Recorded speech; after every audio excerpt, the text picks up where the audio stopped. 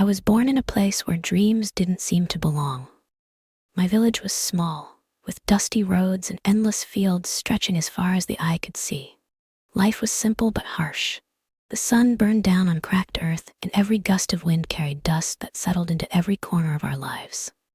But amid all this, I held on to a dream, one that felt impossible. From as early as I could remember, I wanted to be a doctor. Not because someone told me I should, but because I saw pain and sickness around me every day. I saw neighbors suffering, my little brother coughing through the night, and my mother's tired hands after long hours at the market. And in all of it, I saw how helpless we were. My father often reminded me that doctors didn't come from villages like ours. "We don't have that kind of money, Maya," he would say, as if it was something I needed to accept. But I couldn't. I wouldn't. I knew that if I wanted to change my life, I had to fight for it. My family wasn't wealthy, not even close. My father worked in the fields from sunrise to sunset, and my mother baked bread to sell in the village. Even with their efforts, we barely made enough to eat. Walking to school took an hour, and my feet were often sore from the rough, uneven paths. My shoes had holes and my school bag was worn out, but none of that mattered. What mattered was that I had books, even if they were borrowed or secondhand. I held on to them as if they were treasure, because for me, they were. At school, my teacher, Miss Lena, was one of the few people who believed in me. She saw something in me that no one else did. One afternoon, as I sat alone under the shade of a tree, she placed a book in my hands and smiled. "You have something special, Maya," she said. "Never stop learning." Her words stayed with me, becoming my fuel on days when I felt like giving up. At night, after finishing my chores, I studied under the weak glow of a candle. The flickering light cast shadows on the walls, but I didn't mind. Those late-night hours were mine. They were the only time I felt like I was getting closer to my dream. There were moments when I felt hopeless, when hunger gnawed at my stomach, when exhaustion made my eyes heavy. But I would remind myself, if I stop now, I will never get out of this place. I will never become who I want to be. One evening, after finishing my homework, I stepped outside. The air was cool, and the sky was filled with stars. I closed my eyes and whispered to myself, "One day, I will leave this place. One day, I will be a doctor." I didn't know how, but I believed, and sometimes belief is the first step. One afternoon, as I walked home from school, I heard laughter coming from a group of boys by the river. I ignored them at first, but then a voice called out, "You're always carrying those books," someone said. I turned and saw him, Aryan. He was the son of the richest landowner in our village. He had never spoken to me before. He didn't need to. People like him didn't mix with people like me. But that day he did. "I've seen you walking to school every day," he said, stepping closer. "Even when the roads are muddy, even when it's burning hot." I didn't know what to say. Was he making fun of me, or was he actually curious? "I don't have a choice," I finally replied. "If I don't study, I won't have a future." Aryan nodded. "Most people in this village don't think like that." I met his gaze and said firmly, "I'm not most people." A small smile played on his lips. "I guess you're not." And just like that, something changed. Days turned into weeks, and before I knew it, talking to Aryan became normal. He wasn't what I expected. He wasn't just the rich boy who had everything handed to him. He had his own struggles, expectations, pressure from his family, a life already planned out for him. One evening, as we stood by the river, he admitted, "I envy you." I laughed, shaking my head. "Me? You're the one who has everything." But then he said something that surprised me. "But you have something I don't, a real dream." It was the first time anyone had ever said that to me. But dreams don't come without tests, and mine came sooner than I expected.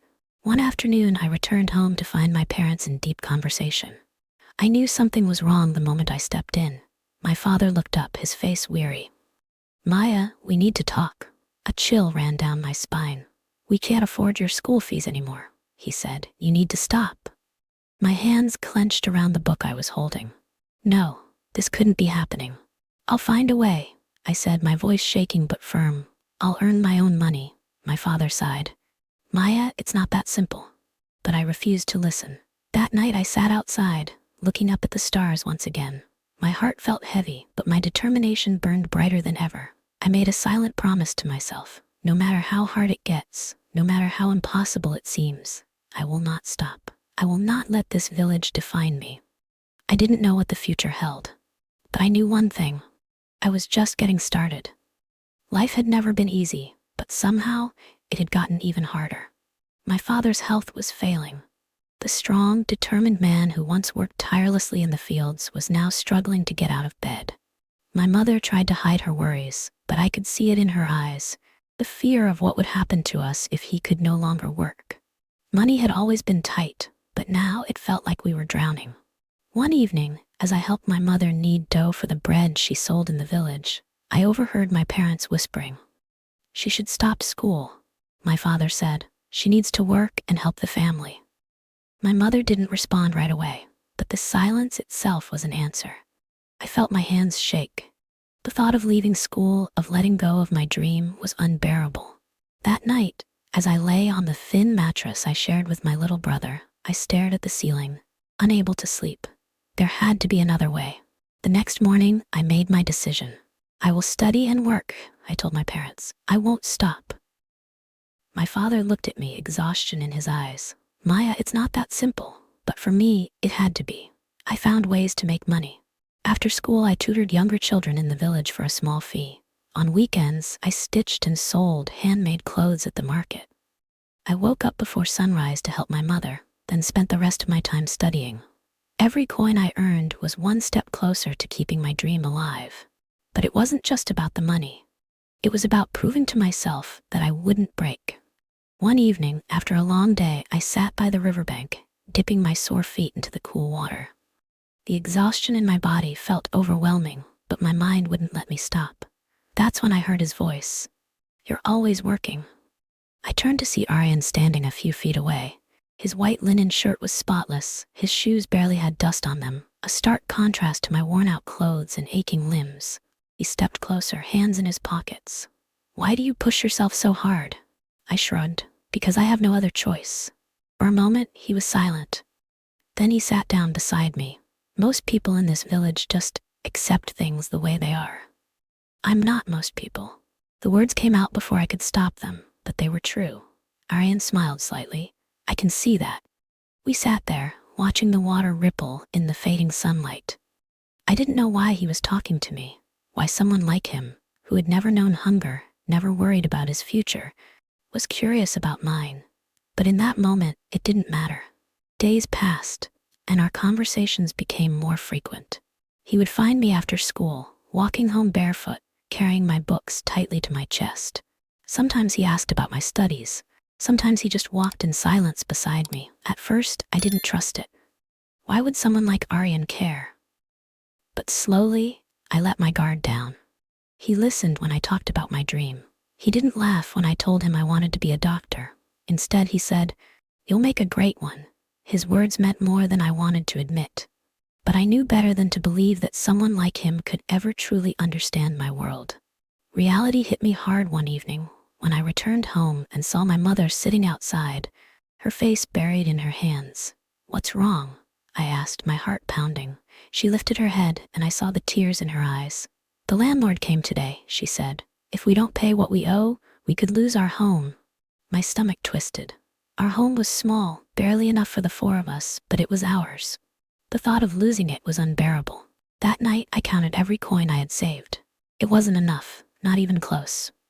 For the first time, doubt crept in. No matter how hard I worked, would it ever be enough? The next morning at school, I couldn't focus. The words in my textbooks blurred together. When the bell rang, I stayed behind, staring at the pages, but seeing nothing.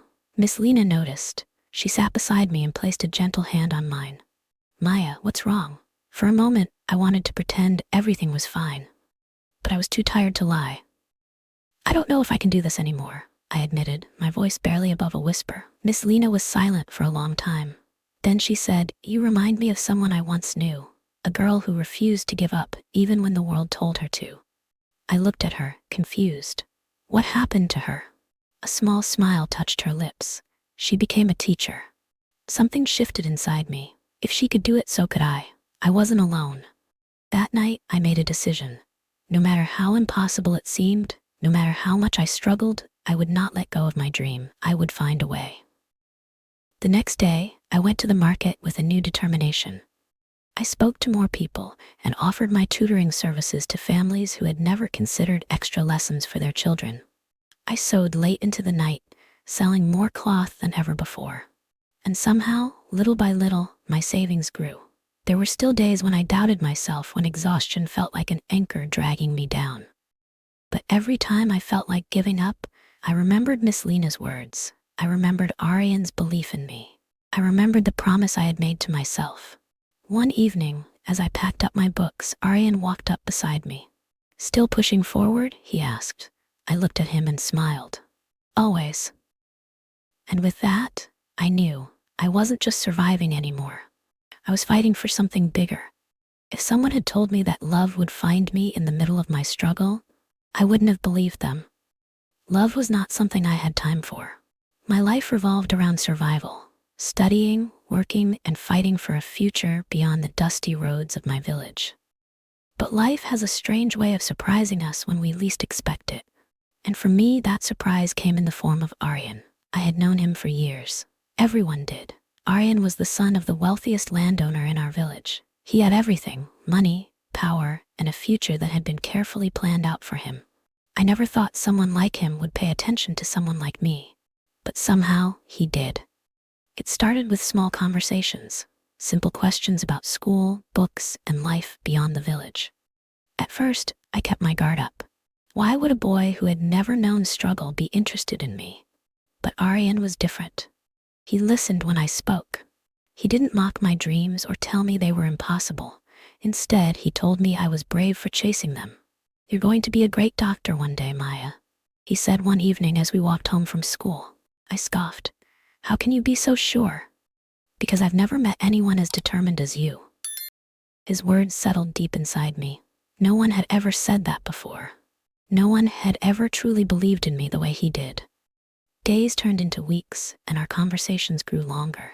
We talked about everything: his love for music, my dreams of studying medicine, the expectations weighing down on both of us.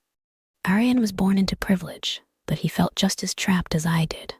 His family had already decided his future for him. He was expected to take over the land, marry a girl from a respectable family, and live the life his father had built for him. "I wish I had a choice," he admitted one evening as we sat by the river. I laughed. "A choice? Arian, I'm fighting every single day just to stay in school. That's not a choice. That's survival." He turned to look at me, his eyes filled with something I couldn't quite name. "Maybe, but at least you're fighting. I don't even know where to start." For the first time, I saw a side of Arian that no one else did. He wasn't just a rich boy with an easy life. He was someone who felt just as lost as I did. Slowly, something shifted between us. It was no longer just friendship. It was something deeper, something unspoken. A lingering glance, a soft smile, the way his hand would brush against mine when we walked too close. It terrified me, because I knew the truth. People like Arian and people like me were never meant to be together. One evening, as we sat on the steps of the old temple, he reached for my hand. "Maya," he whispered, his voice uncertain. "Do you ever wonder if things could be different?" I held my breath. I knew what he meant. I had thought about it too, in quiet moments when no one was watching. But I also knew better than to hope for something that could never be. "Arian," I said, pulling my hand away gently, "you and I, we live in different worlds." He shook his head. "I don't care about that. But your family does." He fell silent. He knew I was right. We sat there in the fading light, neither of us wanting to say the words that would end whatever this was before it could truly begin. But deep down, I already knew. No matter how much we cared for each other, reality would always stand in our way. Then one night, everything changed. I was walking home from the market when I heard raised voices coming from Arian's house. His father's booming voice echoed through the air, filled with anger. I didn't mean to stop, but something inside me told me to listen. "You will marry Rima, and that's final," his father shouted. Rima, the daughter of a wealthy merchant, someone who was everything I was not.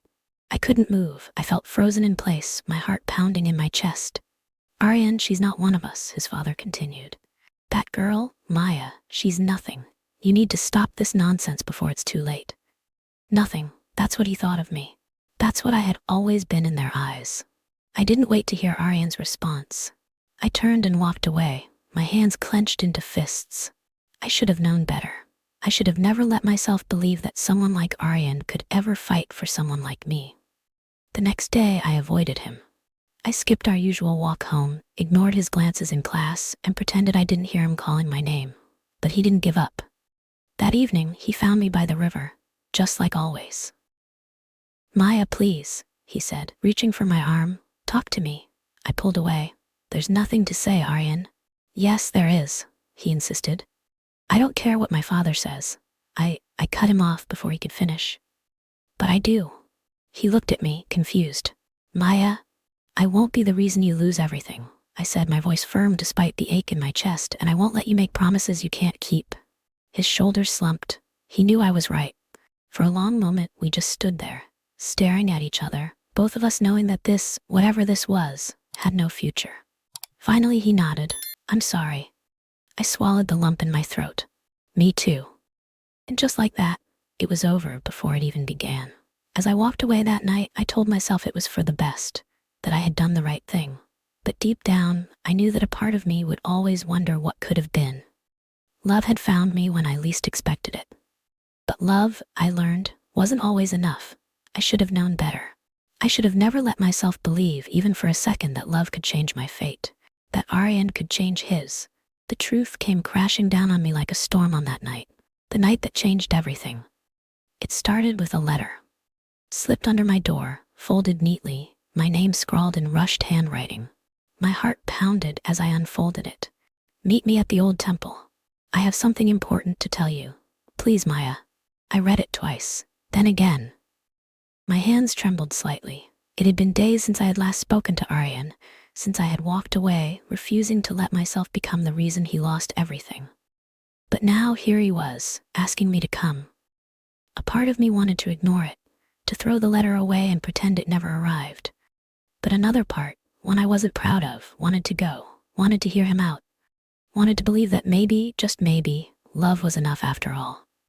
So I went. The temple stood at the edge of the village, hidden behind towering trees, its stone steps worn smooth by time. It was where Aryan and I had spent hours talking about things that only we understood. Our dreams, our fears, the world we wished we could create for ourselves. But that night, the temple felt different. The air was heavier. The silence was sharper. And then I saw him. He stood near the entrance, his back to me, his hands clenched into fists. And beside him, standing too close, her hand lightly resting on his arm, was Rima. I stopped in my tracks, my heart plummeted. Aryan turned, and the moment his eyes met mine, I knew. I didn't need him to say it. I didn't need an explanation. This was it. "Maya," he started, stepping forward. But I took a step back. "Don't," I whispered. My voice didn't shake, but my whole body did. Rima looked between us, then at Aryan. "I should go," she said, her voice soft, almost apologetic. But I didn't care. I didn't care about her kindness, her pity. I didn't care about anything anymore. Aryan reached for me again. "Maya, please, just listen." I forced myself to meet his gaze. "What is there to listen to?" He exhaled sharply, running a hand through his hair. "My father." "I know." I cut him off before he could continue. I heard him that night. His eyes widened slightly. "Maya, it's not what you think. I fought for us. I tried. But you lost." Silence stretched between us. His shoulders slumped, and at that moment, I saw the truth written all over his face. He had made his choice, and it wasn't me. I felt something inside me crack, but I refused to let it show. Instead, I straightened my back, lifted my chin, and swallowed the pain rising in my throat. "Goodbye, Aryan." I turned and walked away. I didn't run. I didn't cry. I just walked. Step by step through the trees, past the empty village streets, until I reached home. Until I closed my door and let the weight of everything crash down on me. I pressed a hand to my chest as if that would stop the ache, as if that would keep me from falling apart. But nothing could. I had lost him. Or maybe I had never really had him to begin with. That night, as I sat alone in the dark, I made a decision. I would never again let myself believe that love could save me. I would never again let my heart get in the way of what I needed to do. Aryan was my past. My future was waiting, and I was going to fight for it, alone. The next morning, I woke up before dawn. My eyes were swollen, my body exhausted, but my mind was clear. There was no more room for distractions, no more space for things that didn't matter. I went straight to my books, flipping through the worn pages with renewed determination. I forced myself to focus, forced my heart to turn to stone. Miss Lena noticed the change. She watched me closely as I spent every spare moment buried in my studies, my hands scribbling notes furiously, as if the faster I wrote, the faster I could escape the pain. One afternoon, she pulled me aside. "Maya," she said gently, "are you okay?" I met her gaze and forced a small smile. "I'm fine, Miss Lena." She didn't believe me. I could see it in her eyes, but she didn't press further. Instead, she placed a hand on my shoulder. "Keep going," she said. "Whatever happens, don't stop." I nodded because stopping was no longer an option. Days turned into weeks. The whispers around the village never stopped. I heard them when I passed by the market, when I walked home from school. Poor girl. She really thought she had a chance with him? She should have known better. But I kept walking, I kept pushing.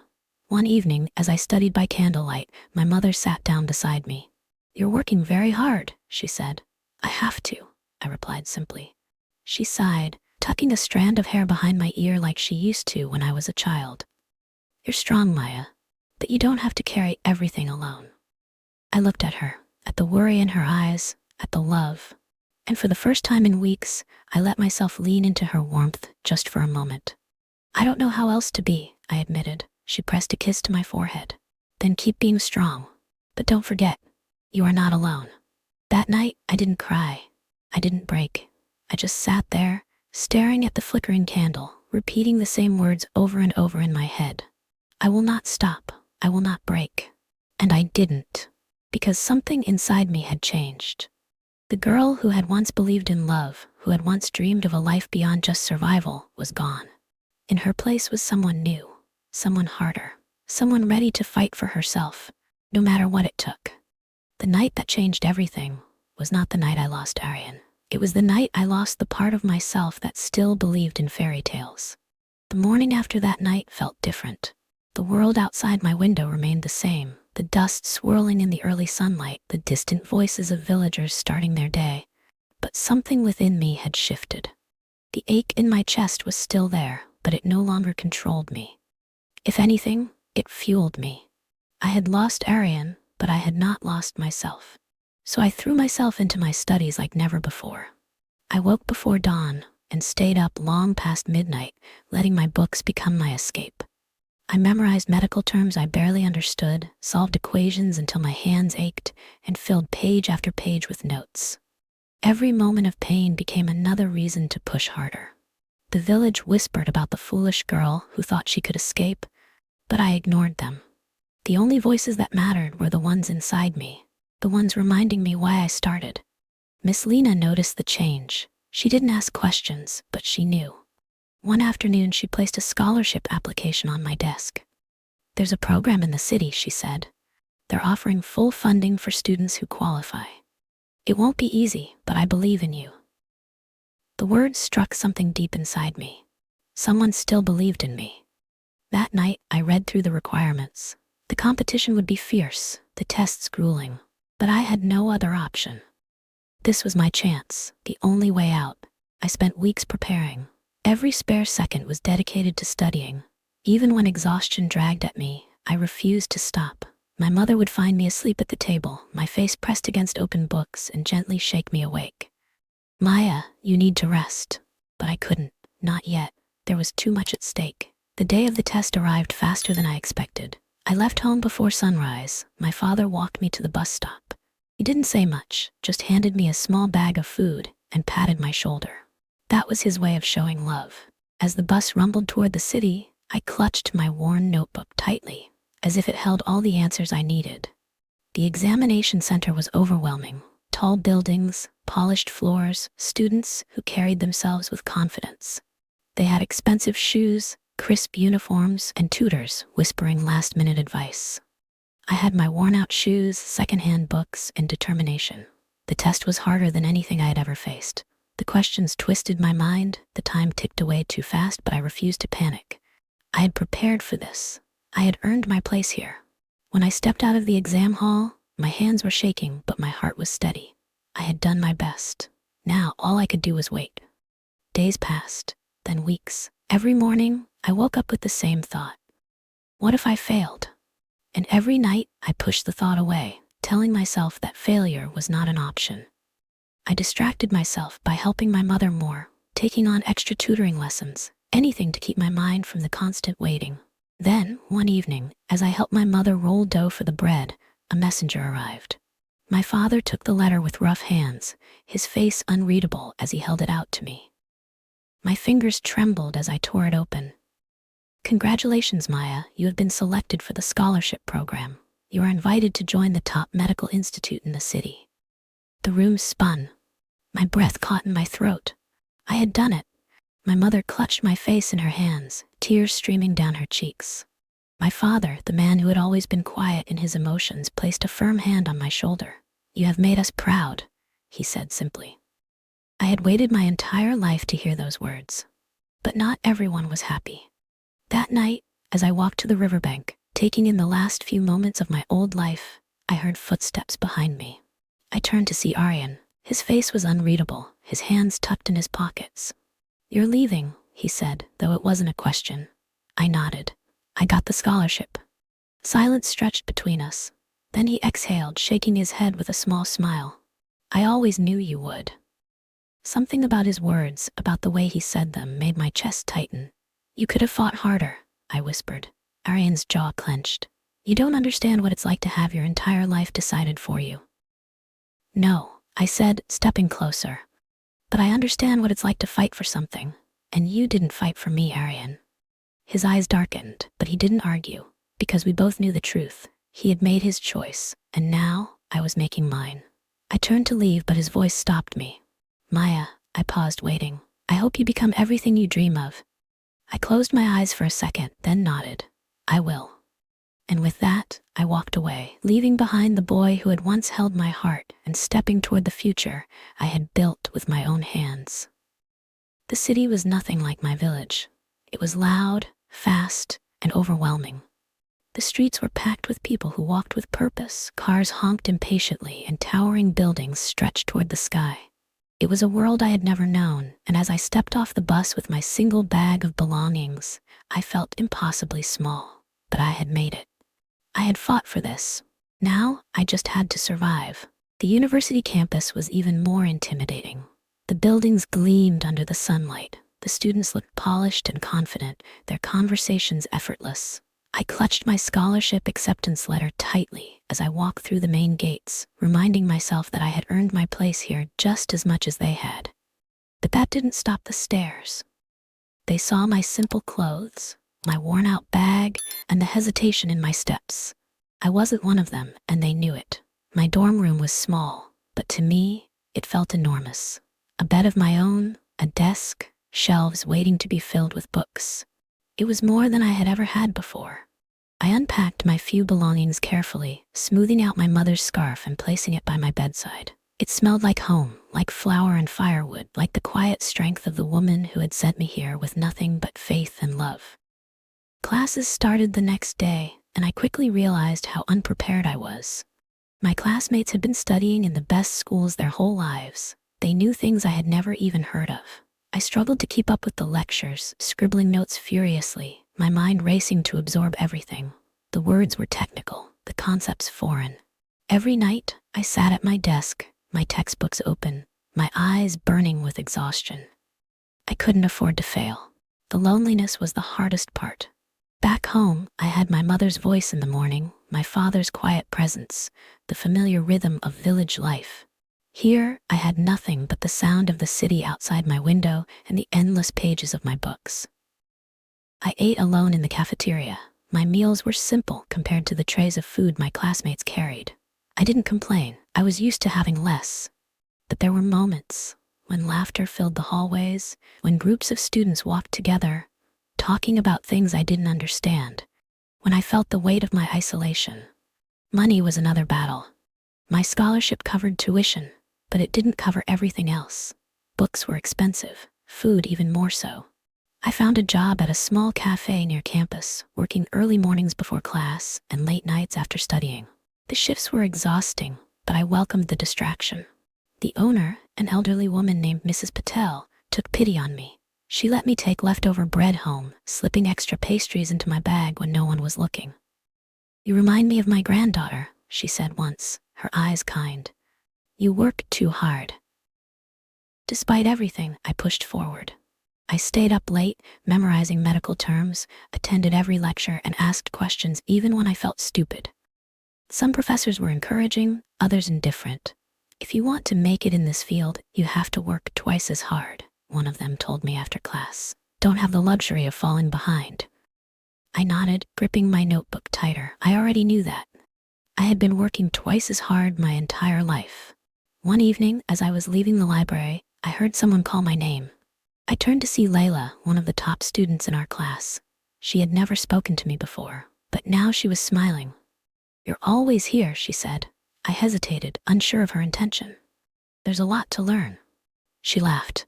"Tell me about it. Some of these cases are impossible to understand." I was surprised. She found the material difficult, too.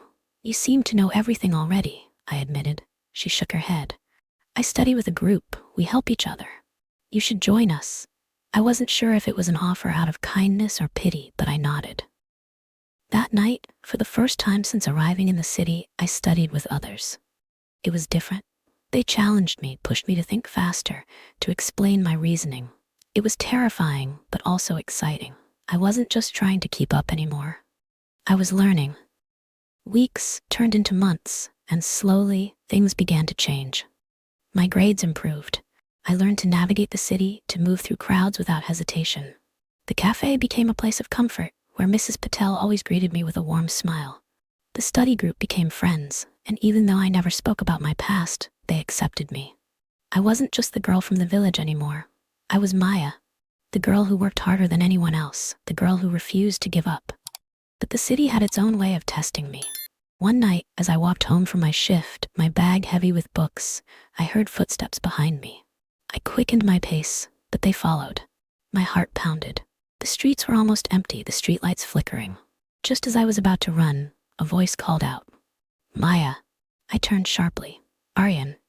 For a moment, I thought I was imagining it. He looked different. Tired, older, his shirt slightly wrinkled, as if he had been walking for hours. My breath caught. "What are you doing here?" He stepped closer, hands shoved into his pockets. "I looked for you." I shook my head, disbelief coursing through me. "Why?" "Because I needed to see you," he admitted. "Because I should have fought harder."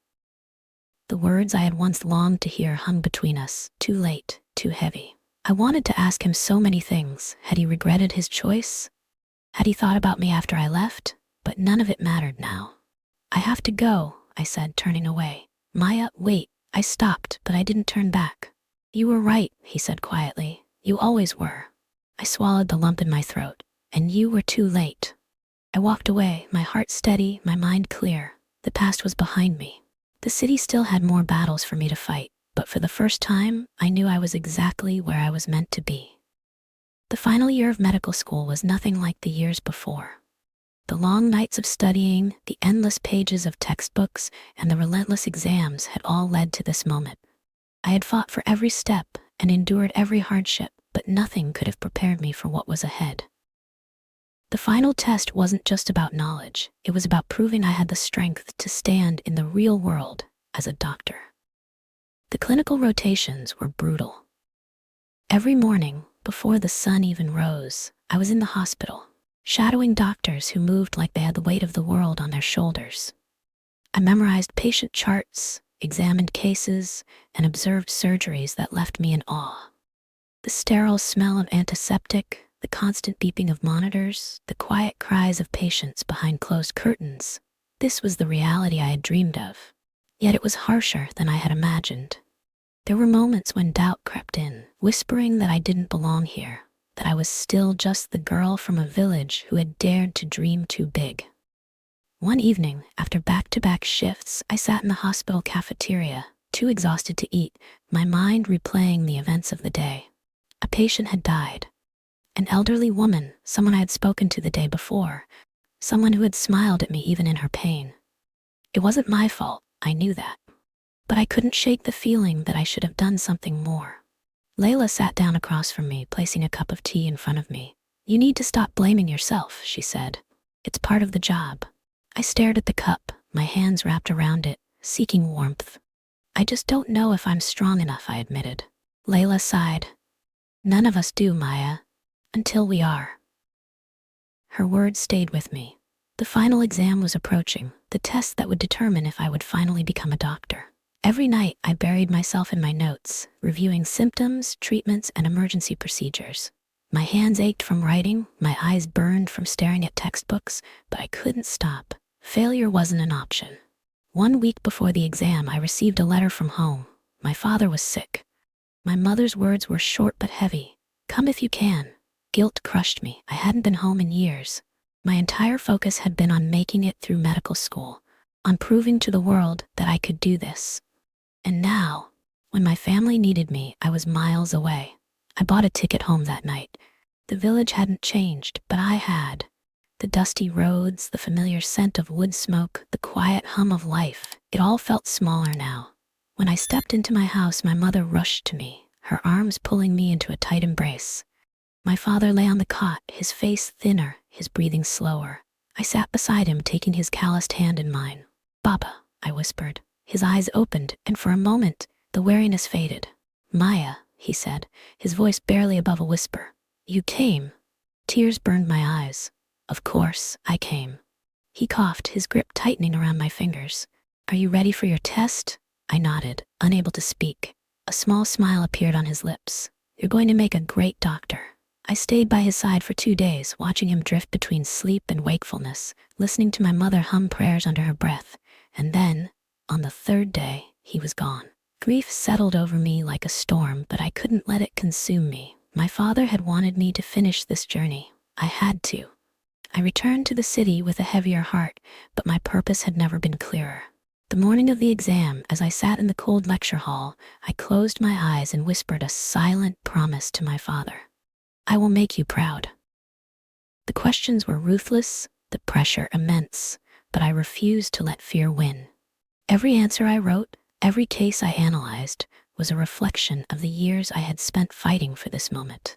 When the final bell rang, I set my pen down, my chest rising with relief. 2 weeks later, the results were posted. My name was on the list. I had passed. I was a doctor.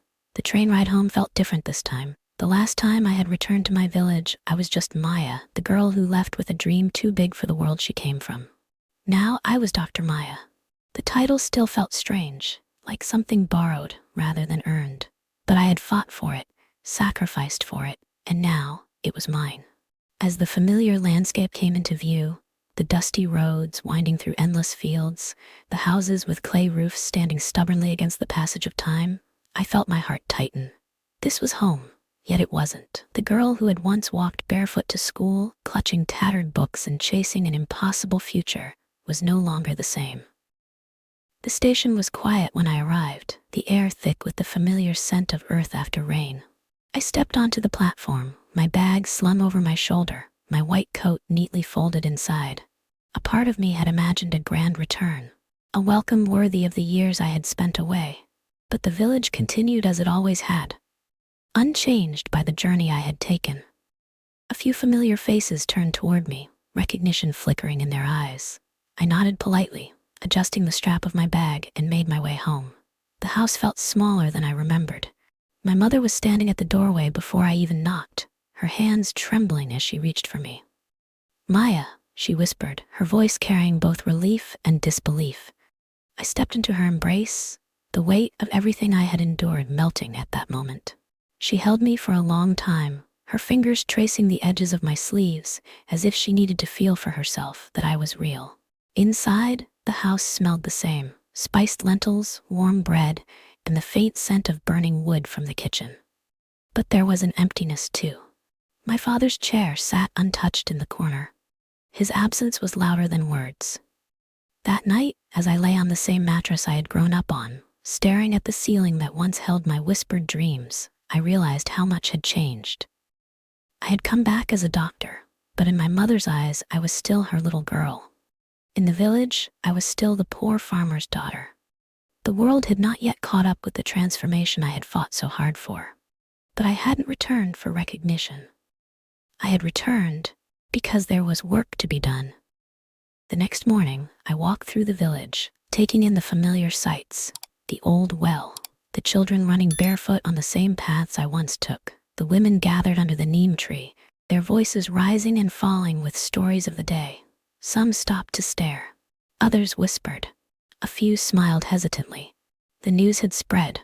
The girl who had left had come back, and she was now a doctor.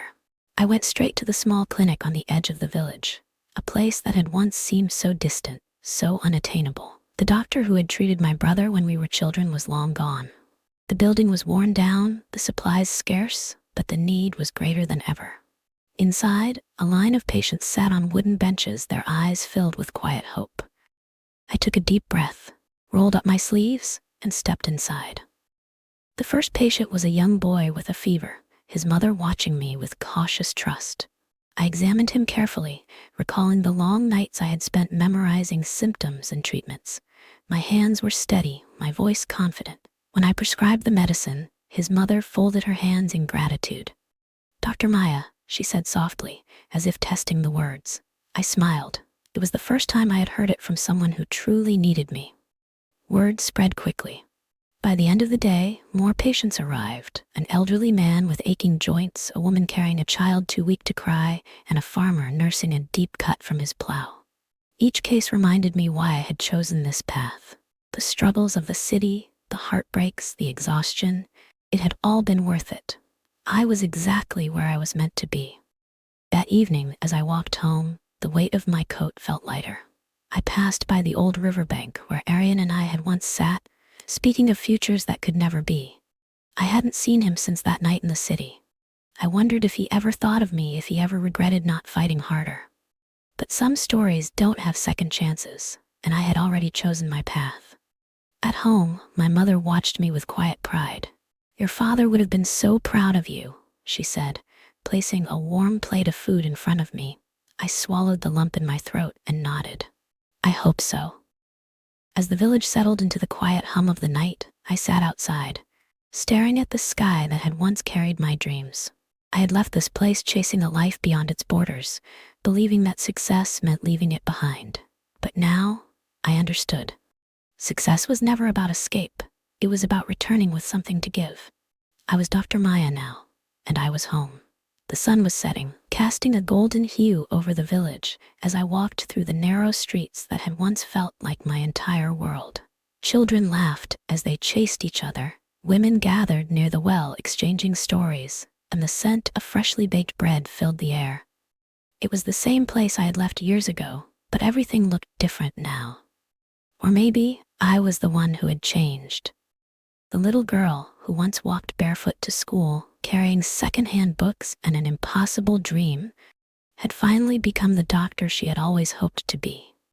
The clinic had become more than just a building with worn-out walls and creaky wooden benches. It had become a place of hope. Each day more villagers arrived, their eyes filled with quiet trust, their hands clutching their children or supporting their elderly parents. I treated wounds, prescribed medicine, and reassured worried mothers. I listened to their stories the same way doctors in the city had once listened to mine. It was exhausting, but it was the kind of exhaustion that filled my heart rather than drained it. One afternoon, as I wrapped a bandage around a young girl's sprained wrist, I heard someone clear their throat behind me.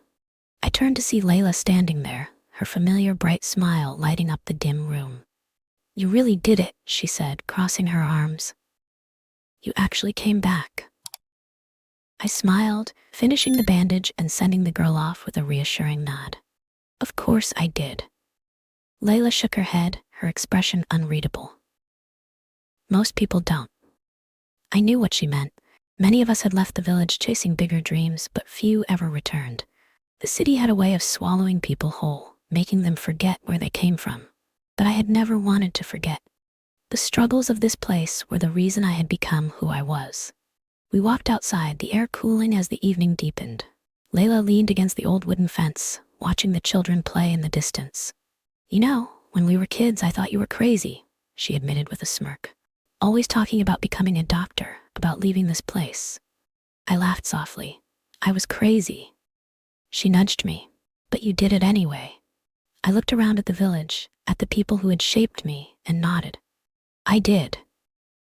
The next morning, I was in the clinic early, preparing for another long day, when a familiar voice stopped me in my tracks. Dr. Maya. I turned slowly. Standing in the doorway, looking almost exactly as I remembered, was Aryan. For a moment, neither of us spoke. The last time we had seen each other, it had been under streetlights in the city, our words laced with regret and finality. Now, here he was, standing in my world, in the place I had built for myself. You came back, he said finally, stepping inside. I exhaled slowly. I did. He nodded, glancing around. The clinic looks good. I watched him carefully, searching for something in his expression, but I didn't know what. Why are you here, Aryan? He sighed, rubbing the back of his neck. I don't know, maybe I just needed to see it for myself. I crossed my arms, leaning against the examination table. And, he met my gaze, and I'm proud of you. The words caught me off guard. For years, I had imagined all the things he might say if we ever met again. Apologies, explanations, maybe even confessions. But this was unexpected. Thank you, I said quietly. He smiled, but there was something in his eyes, a sadness, a realization. You don't need me to tell you that, do you? I shook my head. No, I don't. And for the first time, I truly meant it. Aryan left that afternoon, and I didn't look back. I had spent too many years wondering about the past, about the choices that had led us here. But I wasn't that girl anymore, and he wasn't the boy I had once loved. We had both chosen our paths, and mine had led me exactly where I needed to be. The days turned into weeks, and the clinic became busier than ever. People from neighboring villages began arriving, seeking care they couldn't find anywhere else. I trained young volunteers, taught mothers basic first aid, and slowly, brick by brick, the dream I had once whispered under the village sky became a reality. One evening, as I locked the clinic doors, I saw my mother standing outside, watching me with the same quiet pride she had carried all my life. You're doing good work, she said softly. I smiled, slipping my arm through hers as we walked home. I'm just getting started. As we walked through the village, I thought about the little girl I had once been, the girl who had dreamed of something more. She had been scared and unsure, but she had never stopped fighting. And now, she had become exactly who she was meant to be. I had returned, not just as Dr. Maya, but as the girl who had never truly left. Because this village, this place, had never been just a home. It had been my beginning. And now it was my future. No journey is ever easy, and mine was no exception. But through every struggle, every setback, and every moment of doubt, I held on to one thing: belief. The belief is that no dream is too big, no background too small, and no hardship too great to overcome. If my story has taught me anything, it's that where you come from does not define where you are going. Now I want to hear from you. What dreams are you chasing? What obstacles have you faced? Share your story in the comments below. I would love to hear how you're fighting for your future. Thank you for being here, for listening, and for believing in the power of perseverance. Until next time, keep pushing forward, because your story is still being written.